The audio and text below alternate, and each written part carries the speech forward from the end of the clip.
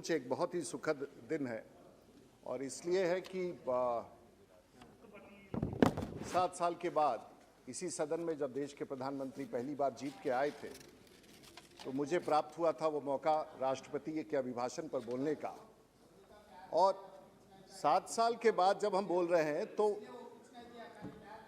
7 साल के बाद भी मुझे ऐसा महसूस हो रहा है कि एक गर्व महसूस हो रहा है। लेकिन इस दिन एक चीज और मैडम हम आपको याद दिलाना चाहेंगे कि एक बड़ा महत्वपूर्ण और देश के प्रथम राष्ट्रपति डॉक्टर राजेंद्र प्रसाद, जो कभी इसी सदन में खड़ा होकर के जब अभिभाषण हुआ होगा तो देश के पहले राष्ट्रपति ने, और खास करके कि वो बिहार से थे। Madam, I want order in the house, this is a complete disorder. सामने मैडम देखिए, तो मेरे लिए देखिए उधर, मेरे लिए एक सचमुच है कि जब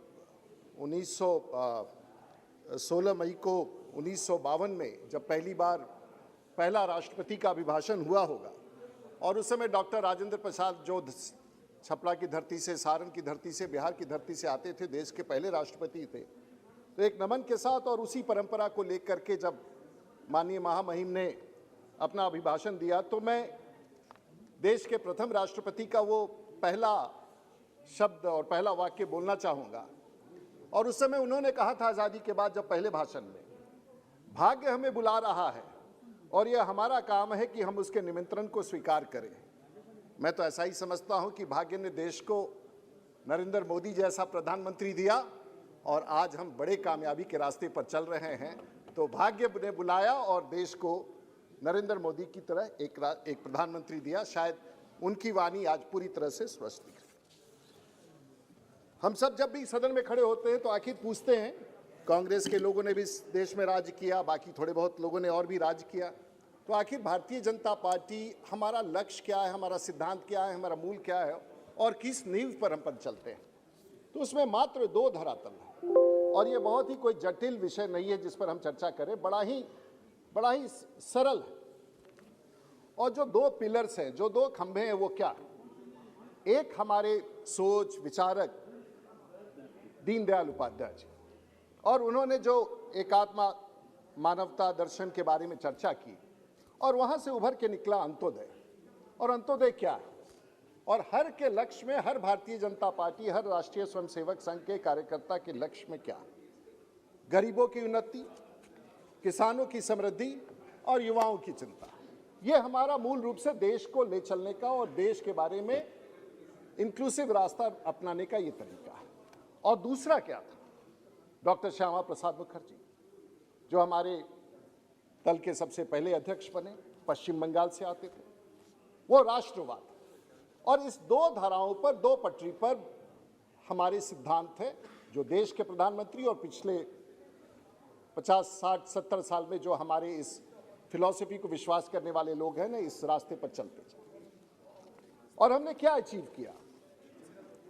और इस बार जो मेरे सदन में सुन रहा था कि लगभग सभी लोगों ने सभी विषय, और इतने मानक हैं और देश के प्रधानमंत्री ने इतने मानक स्थापित किए हैं कि अगर एक मानक पर चर्चा की जाए, अब देखिए मैडम, इस तरह से हाउस चलेगा।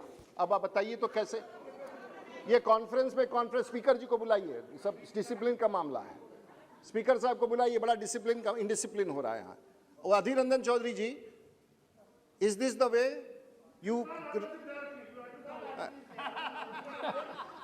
this is the way you respect your colleagues? And this is Mr. Raja, Mr. Maran, is this the way?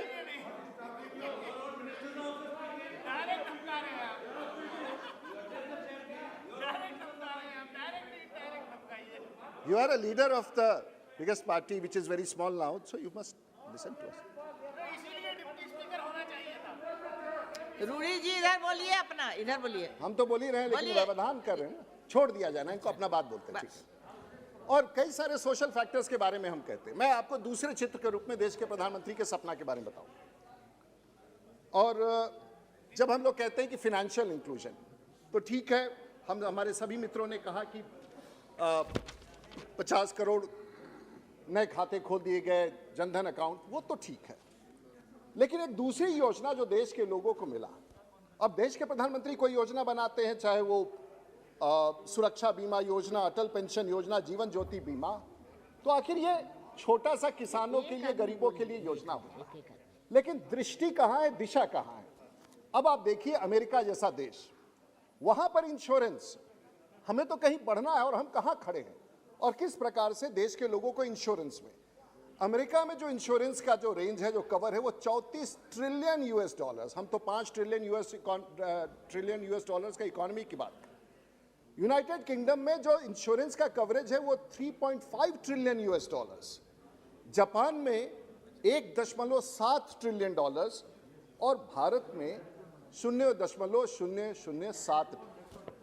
कहीं ना कहीं देश के प्रधानमंत्री ने समझा होगा इस विषय को कि आखिर में धरती पर अगर पांचवा और छठा व्यक्ति चीन और भारत के बाद, आधा विश्व का आधी आबादी यहां है, और इसीलिए कल्पना करके जो हमारे साधन है देश के भीतर, उन्होंने गरीबों की सबसे बड़ी योजना दुनिया में लागू की, शुरुआत किया। इस देश में पेंशन की बात जब हम करते थे, सिर्फ बड़े लोग ही समझते, इंश्योरेंस की बात करते थे तो सिर्फ बड़े लोग ही सोचते कि इंश्योरेंस होगा।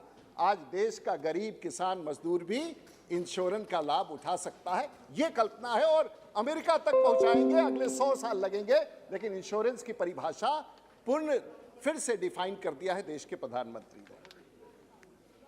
मैं पिछली सरकार के बारे में कोई टिप्पणी नहीं करना चाहूंगा, लेकिन डायरेक्ट बेनिफिट ट्रांसफर योजनाएं हैं, भारत सरकार की योजनाएं हैं। हमारी सरकार इंक्लूसिव काम करती है और इंक्लूसिव योजनाओं में 312 योजनाएं हैं, और पिछले 2014 से लेकर के, साहब 70 साल से हम लोग भी देश के राजनीति में 30 साल से देख रहे हैं, लेकिन इतनी बड़ी मात्रा में जो पैसा बीच के बिचौलियों को हटा करके, दलालों को हटा करके, टाउट्स को हटा करके, अकेले अकाउंट के भीतर पैसा भेजने की जो व्यवस्था की गई है, आज उसका लाभ सबको दिख रहा है।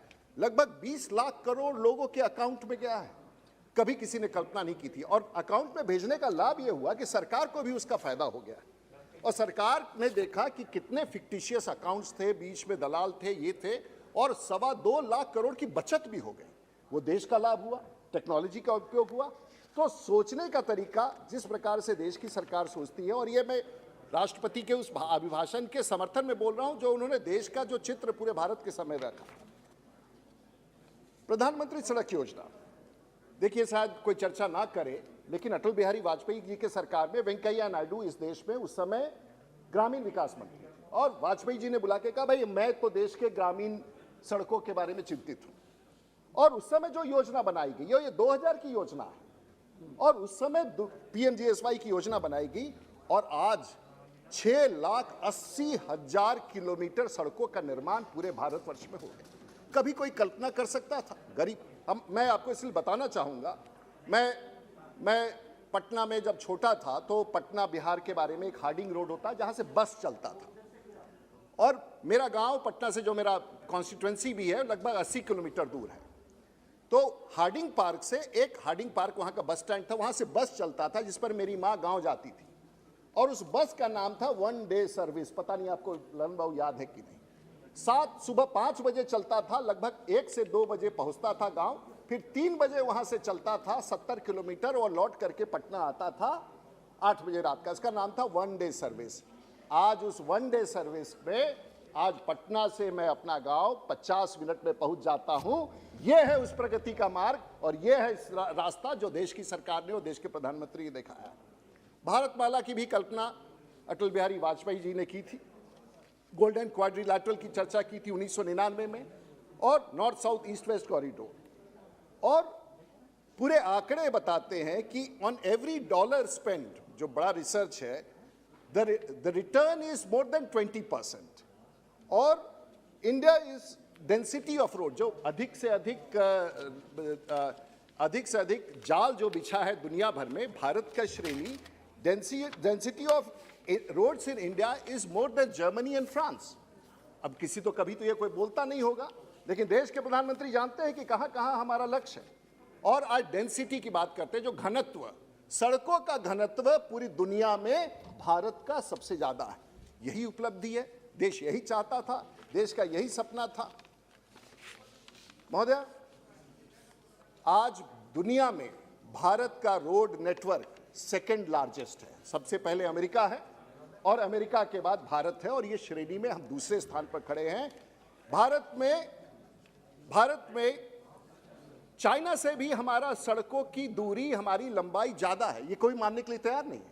लेकिन अगर कहना होगा तो चीन से ज्यादा आज भारत की सड़कों की लंबाई है। अमेरिका का 67 लाख किलोमीटर है अगर सड़कों का दूरी, तो भारत उससे सिर्फ 5 लाख किलोमीटर कम है, 62 लाख किलोमीटर, और चाइना मात्र 51 लाख किलोमीटर है। यही तो उपलब्धि है, यही तो सपना है, यही तो देश के लोगों ने आजादी के बाद मांगा था।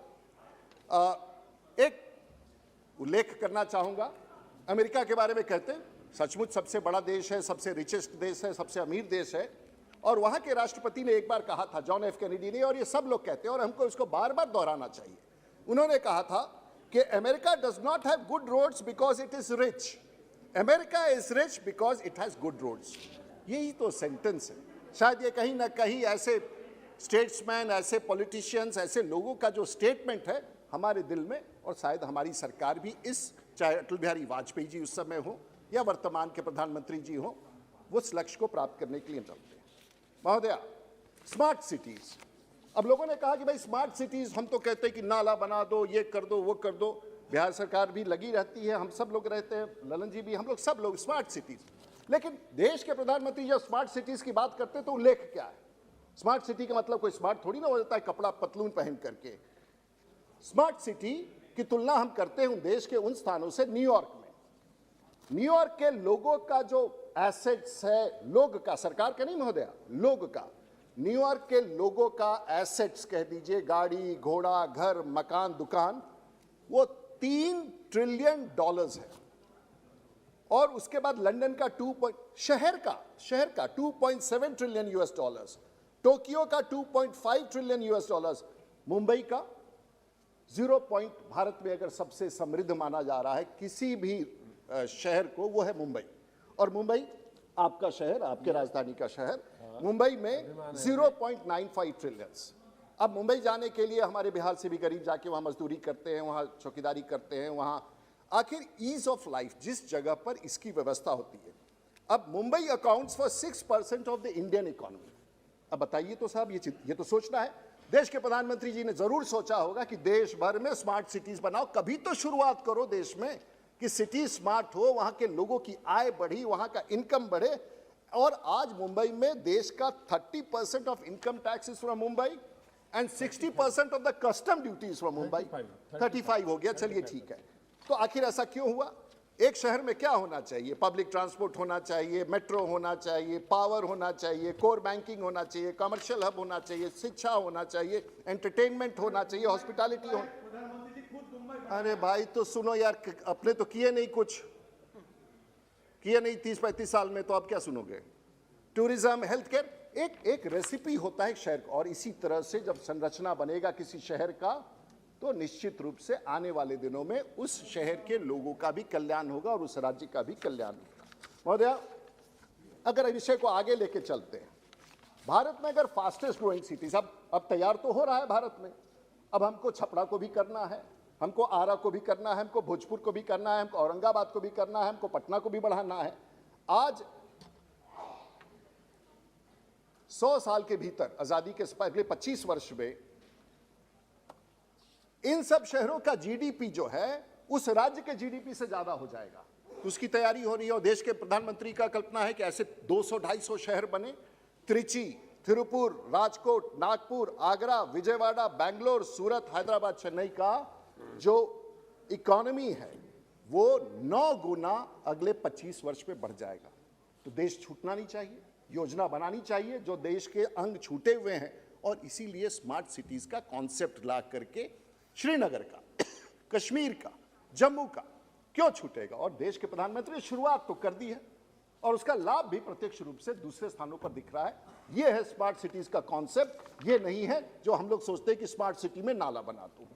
सोलर अलायंस, मैं सोचा करता था, मैं एक कमिटी में था, डॉक्टर संजय जायसवाल नहीं उसका, और मुझे भी ये बात समझ में आया देश के प्रधान। लेकिन साहब एक विषय, कभी भी जब हम लोग बचपन में देखते थे तो कोई वायरलेस लेके जाता था तो हम लोग को लगता था कि सिपाही बड़ा ताकतवर आदमी है, इसके पास वायरलेस है। और वायरलेस तो गजब का चीज लगता था कि वायरलेस पर बात करेगा तो इसके बाद कैसे खबर कर देगा और पुलिस चली आएगी। और आज तो जमाना आ गया कि हर के हाथ में वायरलेस है और वो ताकत है। लेकिन उस समय कभी कोई कल्पना नहीं करना होता कि बिना तार का भी हम लोग पूरी दुनिया में बात कर लेंगे और अभी सब New York, Chicago, Latin America, sao paulo कहीं भी बात कर सकते हैं। तो देश के प्रधानमंत्री जी ने एक बहुत बड़ी, हम नहीं रहेंगे, हम में से शायद कोई नहीं रहेगा जब ये सपना आएगा, लेकिन सपना तो उन्होंने देखा और सपना की शुरुआत तो की और उन्होंने कहा solar alliance, one world, one sun, one grid. ये भाई है क्या? ये आने वाले पीढ़ी के लिए आज से 100 साल, 200 साल, 300 साल बाद शायद सदन में कभी इस रिकॉर्ड को कोई निकाल के देखेगा तो कहेगा कि देश के प्रधानमंत्री ने एक सपना देखा था, सोलर अलायंस। तो ये है क्या भाई? जापान और साउथ कोरिया में जब अंधेरा होता है तो इंडिया में उजाला होता है, यानी कि वहां पर रोशनी है, यहां नहीं है। जब भारत में उजाला होता है तो इजिप्ट, इथियोपिया और सूडान में अंधेरा होता है और ये सर्कल है। तो वहां की रोशनी, वहां का ताप, वहां का धूप, वहां की एनर्जी तार से चल करके भारत आएगा। जब भारत में सूर्योदय होगा तो यहाँ का ताप, यहाँ का एनर्जी, यहाँ का जो ताकत है वो बिजली यूरोप में जाएगा और ये होने वाला है आज से 100 साल के भीतर। तो देश के प्रधानमंत्री कहते हैं इंटरनेशनल सोलर अलायंस, तो सब लोग कहते हैं कि क्या है, आज के लिए नहीं है। आप तो 25 साल में परेशान हो गए कि 25 साल के बजट में आपने क्या कहा। देश के प्रधानमंत्री तो अगले 1000 साल के लिए सोच रहे हैं। इस तरह से सोचिए, कोई देश का नेता अगर बड़ा सोचता है तो थोड़ा कभी कभी साथ चल करके इस बड़ी योजनाओं के बारे में, और हम और आप उस समय नहीं रहेंगे, लेकिन 100 और 1000 साल की योजना भी अगर कोई देश का प्रधानमंत्री, कोई देश का नेता अगर यहाँ खड़ा होकर कहता है तो थोड़े क्षण के लिए हम सबको रुक करके उसका सलाम करना चाहिए। आगे बढ़ते हैं महोदय, इंटरनेट के बारे में, और मैं बहुत ही पर्सनल एक्सपीरियंस आपसे शेयर करूँ, शायद उस बच्ची साहब का परिचय भी। भारत नेट गांव-गांव में थोड़ा बहुत कमी है, मैं जानता हूं, नेट वाले में इश्यू में बहुत सारा है। अब वो 2014 के पहले कैसे शुरू हुआ, पहले हुआ कि भाई तार बिछा देना है, खरीदार कोई है ही नहीं, घर घर में पाइप लगा देना है, पानी का नलका नहीं लगाना, ऐसी योजना थी। उसको सुधार करते करते करते आज देश के 6 लाख गाँव में इंटरनेट पहुँचाने की, अभी बहुत बड़ा काम नहीं हो पाया। लेकिन देश ने यह भी तय किया है प्रधानमंत्री कि अब 5G होगा। भाई ये 5G क्या करेगा? ऐसा क्या है जो 5G करने के बाद देश में परिवर्तन आ जाएगा? और मैं एक छोटा सा उदाहरण देता हूँ साहब, हमें तो, मेरे पास कोई बिजनेस विजनेस नहीं है महोदया, मैं तो पार्लियामेंट का और फिर दोस्त मित्र जो अपने हैं और अपना जो खेती होती है उसी से काम चलता है। और अवैतनिक पायलट भी हूँ सिंधिया साहब, अवैतनिक पायलट भी हो, क्योंकि लाइसेंस जिंदा रखना है। लाइसेंस पता नहीं पार्लियामेंट से कभी बाहर चला गया तो फिर वो लाइसेंस को जिंदा रखना है। फारूक साहब भी एक दिन मेरे वरिष्ठ पैसेंजर थे जब मैं अभी लेके जा रहा था। मैं भी आ रहा था। अभी असल बात तो मैं आ रहे तो असल बात तो आ रही है। मैं आपको उदाहरण दे रहा हूँ, चलिए बहुत प्रैक्टिकल बात। अभी अच्छा आपको ठीक नहीं लग रहा है मेरा बात? ठीक, मेरे पास मेरी बेटी आई, छोटी सी है, 20 साल की। एक तो सुनिए, छोड़ दीजिए। और इंटरनेट और इसकी ताकत देखिए। तो उसने कहा कि साहब बाबा ये मेरा इंस्टाग्राम का रीच है। तो उसने कहा, पहले आके कहा 5 लाख, फिर 10 लाख, फिर कहा कि 20 लाख, फिर कहा 30 लाख, 2 दिन के बाद कहा 40 लाख, और आप अनुमान नहीं लगा सकते हैं 8 दिन के भीतर इंस्टाग्राम पर मेरी बेटी का रीच 2 करोड़ हो गया। अब मुझे लगा कि इतने दिन से पॉलिटिक्स कर रहे, इतना भाषण दे रहे हैं, लेकिन उसका लाभ क्या हुआ? छोड़िए उसके रीच का क्या है। आज घर बैठे हुए, मेरा तो कहीं कुछ आसपास नहीं, घर बैठे महोदया, वो इंटरनेट में देश के तमाम बच्चों को कह रहे हैं, घर बैठे वो कुछ होता है, मुझे नहीं समझ में आता, micro influencer. Now she has become a micro influencer, और महीने में 2.5 से 3 लाख रुपया वो कमा रही है घर बैठ करके, और हमारा सैलरी 1.25 लाख रुपया भी नहीं पार कर रहा। तो ये है इसकी ताकत। और देश के प्रधानमंत्री ऐसे ही अपॉर्चुनिटी का जो भी कह रहे हैं गेमिंग के बारे में, महोदय सुनिए, इस बात हम बहुत पढ़ के बता रहे हैं यूट्यूब के बारे में। आज यूट्यूब में क्या हो रहा है? देश के प्रधानमंत्री ने कहा कि भाई कमाई करवाएंगे, लोग कहते हैं डबलिंग ऑफ द वो एक कोई भी ऐसा पैकेज देश को नहीं छोड़ रहे जो हर तरीके से कह रहे कि तुम बढ़ो। अब यूट्यूब पर कोई आदमी डालता है कुकिंग का, कोई मेकअप का, कोई इंस्ट्रूमेंट का क्लासेस चलाता है, कोई कॉमेडी का करता है, कोई एडवर्टीजमेंट्स का करता है, और गेमिंग, जो देश के प्रधानमंत्री ने इस बार बजट में, निर्मला जी ने कहा गेमिंग का बिजनेस और उसका जो सॉफ्टवेयर बनाना है, भारत अगर हब हो गया तो अकेले पूरा भारत का इकोनॉमी वही संभाल देगा। That would be 1.4 billion US dollars. दे दीजिए इनको इंटरनेट, दे दीजिए वो तार, दे दीजिए वो सॉफ्टवेयर गांव गांव तक, और देखिए भारत की बुद्धिमत्ता, भारत की बुद्धि दुनिया में कैसे अपने आप को। तो देश के प्रधानमंत्री तो नहीं रहने के बाद की स्थिति की भी तैयारी देश को करा रहे हैं। अब आप देख लीजिए क्यों। फेसबुक जो एक क्वार्टर का रेवेन्यू, उसका इस क्वार्टर का रेवेन्यू 34 बिलियन US डॉलर्स। अब अगर ये ताकत है, तार की ये ताकत है, इंटरनेट की ये ताकत है, तो देश के प्रधानमंत्री ठीक ही कह रहे हैं ना कि 6 लाख गांवों तक इंटरनेट पहुंचाओ, देश की आमदनी वहां से निकलेगी। हमारे पावर मिनिस्टर साहब बैठे हुए इलेक्ट्रिसिटी के मामले में, महोदया बिहार में, और ललन जी एकदम ठीक बात कह रहे थे, एक समय था कि घर में कोई स्विच ऑफ करके नहीं जाता था, उसको पता नहीं था कि कब बिजली आ जाएगा बिहार में। आज कोई गलती से स्विच ऑन करके नहीं छोड़ता है हमारे बिहार में, इसलिए कि बिजली आ जाएगा तो मीटर से। और छपरा में आज मैं दावे के साथ कहता हूं कि सारण में हमारा पीक कंजम्पशन 180 मेगावाट है, जो बहुत सारे शहरों का, जबकि हमारे यहाँ उद्योग नहीं है। जो ललन जी कह रहे थे सही कह रहे थे, कई सारे कारण हैं, लेकिन बिजली तो हमने गांव गांव तक पहुंचा दिया है।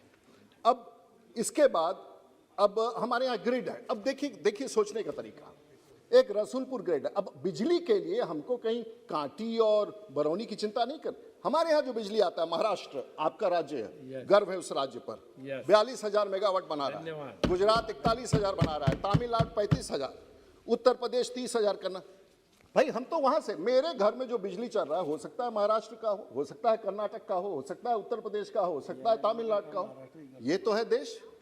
राजा साहब के प्रांत से बिजली वहां से निकली और अमनौर के और छपरा के और रसूलपुर के ग्रिड में आकर के हमारे गांव तक पहुंचा। तो यही तो नेशनल इंटीग्रेशन है। इसी प्रकार से तो बिजली पहुंच रहा है। तो देश प्रगति कर रहा है। और ग्रिड पर आपने कितना आर.के. सिंह साहब देश की सरकार ने खर्च किया, वो दिखाई तो देगा नहीं, लेकिन आपके घर में जो बिजली 24 घंटा जल रहा है, वो एक बहुत बड़ी उपलब्धि है। क्लाइमेट चेंज के बारे में, एक विषय के बारे में आना चाहते हैं। प्रधानमंत्री जी ने क्या कहा, तो अब पेरिस एग्रीमेंट मेरा ये विषय है, मैं वर्षों से इस विषय पर चर्चा करता हूं। पॉल्यूटर्स पे अब एक तरफ बिजली का उत्पादन की हम लोग बात कर रहे हैं महोदया, पॉल्यूटर्स पे यानी कि जो सबसे ज्यादा कार्बन उत्सर्जन करेगा, अमेरिका सबसे ज्यादा कर रहा है। और आज देश की राजनीति को देश के प्रधानमंत्री ने उस पर रोक लगा दिया। COP26 में भूपेंद्र यादव गए, कोई भी गया, रोक लगा दिया। कहा साहब आप कह रहे हैं देश को मिटिगेशन करना चाहिए, यानी कि पेड़ लगाओ, कार्बन सिंक करो, ग्रीन हाउस इफेक्ट कम करो। देश के प्रधानमंत्री क्या कर रहे हैं, राष्ट्रपति जी क्या कर रहे हैं, हमें एडाप्टेशन करना है, हमें तो पावर की जरूरत है, आने वाले 40-50 साल में हमको कोयले की जरूरत है, हम क्यों कम करेंगे, हम तो ग्रीन एनर्जी लाएंगे, लेकिन हमारी जरूरत जो सस्टेनेबिलिटी है उसको आप कैसे कम करना चाहते हैं महोदया। और इसीलिए कहा जाता है कि नीतियां, अभी तो 1-2 विषय छूट गया है महोदया, आपको खत्म करने दीजिए ना इसको। अब मैं बहुत सारा पन्ना छोड़ दे रहा हूं, अब मैं छोड़ दे रहा हूं, मैं एक छोटा सा विषय पर आना चाहता हूं। अब महोदया रहुआ भोजपुरी तो जानीला कुछ कुछ, काल हम थोड़ा चिंतित हो गई नहीं, अब से पूछी रहुआ का है। बहुत अच्छा बोल रहे हैं। क्या है ना कि कई बार दिन भर बोलने के लिए दे देंगे अब हमारे एक वरिष्ठ नेता कल कुछ बोल के गए सदन के भीतर। अब हमको समझ में नहीं आता है कि अब हमरा बुझाते नहीं खे। अब उन्होंने कहा कि कौन इंडिया, तो क्या इंडिया, तो अमीर तो गरीब। अब हम लोग ये कहना चाह रहे हैं India versus Bharat, rich India and poor India, India and Bharat. अब हम लोगों को चिंता है, हम फिर डॉक्टर राजेंद्र प्रसाद के उस वक्तव्य को, हम लोगों ने अनेक राजनीतिक और आर्थिक विषयों पर मतभेद होगा, ये मैं 1952 का डॉक्टर राजेंद्र प्रसाद जी का एक मंतव्य जो था, स्टेटमेंट था, अनेक राजनीतिक और आर्थिक विषयों पर मतभेद होगा और होना चाहिए, किंतु यदि भारत और उसके लोगों को हित की हमारी प्रधान प्रेरणा हो और हम इस बात को समझे, और इसे तो हमें समझना ही चाहिए, पता नहीं कुछ लोग नहीं समझना चाहते कि इस हित की प्राप्ति पारस्परिक सहयोग और प्रजातंत्र नीतियों से हो। मैं सदन में एक वरिष्ठ नेता ने कल कुछ टिप्पणी की, अब हम लोग ये नहीं कहना चाहते हैं, लेकिन उन्होंने कहा कि भाई रिपब्लिक डे पर कोई गेस्ट ही नहीं आया। अब इनको पता नहीं कोविड का अभाव है कि नहीं। जो हमारे सेंट्रल एशियन रिपब्लिक्स के 5 लोग आने वाले थे, अगले दिन ही देश के प्रधानमंत्री ने उनके साथ वर्चुअल कॉन्फ्रेंस किया। अब उनको लगा, अब कहे कि कोई नहीं आता है, तो देश की आज़ादी के बाद अमेरिका का राष्ट्रपति तो पहली बार आया। और वो कब आया? ओबामा जी कब आए? वो तब आए जब देश के प्रधानमंत्री ने निमंत्रण दिया। और पहली बार 70 साल में जो इतना मजबूत देश था, जिसके प्रति आप निर्भर भी रहते हैं बहुत बातों को लेकर के, वो पहली बार भारत में क्यों आया? वो देश के प्रधानमंत्री जी के समय आए। भाई, तो conclude कई सारे विषय हैं जिसके बारे में अब हमरा ये कहे के बाद उनका बहुत बात बुझाए लाना। अब सब दे महोदया, दीजिएगा। उनका बहुत बात बहुत बुझाए अच्छा बोल रहे हैं, बहुत अच्छा बोल रहे हैं। अब ओकरा बाद अब थोड़ा हमको बोलने दीजिए। जी जी महाराज, हम तो ये कहे के चाहतनी कि जो नेताजी बाड़े वो बहुत बात बुझे लन्ना, हमनी के दिक्कत ये हो जाएला कि कुछ बोल जाएला ना, हमनी के जवाब देवे के पड़ेला। मैं सब बुझिए। ऐसे महोदया हम राष्ट्रपति जी के अभिभाषण और ललन जी कुछ बात कहत रहे, ललन जी कुछ बात कहे, सब बात ठीक है, बताओ इसमें हमको एकदम नहीं। बिहार के मुख्यमंत्री अच्छा काम कर रहे हैं, ललन जी राष्ट्रीय अध्यक्ष उस पार्टी के, वो भी बहुत अच्छा काम कर रहे हैं। खाली बोले हैं कि हवाई अड्डा जो बनना चाहिए, वो बिहार में एक भी ऐसा हवाई अड्डा नहीं है, ग्रीनफील्ड प्रोजेक्ट नहीं है। अब देखिए योगी जी ने उत्तर प्रदेश में 5 अब बैठ जाइए। अब बिहार में हम लोग को एक अब बैठिए, अब हो गया, अब हो गया, बहुत हो जाता है मैडम, आपका टाइम से ओवर टाइम दे चिंता हो दिए। जाता है ना बिहार के विकास का। माननीय सदस्यगण, थोड़ा सा बिहार के बारे में भी माननीय बोलने दीजिए ना। सदस्यगण, आप भी बिहार के हैं मैडम, अब विदेश घूम लिए। अब बिहार को, बिहार के बारे में राजीव थोड़ा प्रताप चिंता जी करना जरूरी है। अब विदेश घूम लिए। तेलंगाना के मित्र हमारे एक कुछ कह रहे थे। सेकंड हमको बोल लेना दीजिए, बैठिए बैठिए। ये तो अब बहुत आदमी सदस्यगण को बोलना है ना। माननीय सदस्यगण, जितने माननीय सदस्य विभिन्न चर्चाओं में भाग लेना चाहते हैं, उन सभी को समय के अभाव के कारण बोलने के लिए समय नहीं मिल पाता है। अतः ऐसे माननीय सदस्यों को आसन पीठ द्वारा कभी कभी अपना भाषण सभा पटल पर रखने की अनुमति दी जाती है। सामान्यतः उस विषय पर माननीय मंत्री जी द्वारा जवाब दिए जाने के पहले माननीय सदस्यगण अपने सदस्यगण अपने भाषण को लिखित रूप में सभा पटल पर रख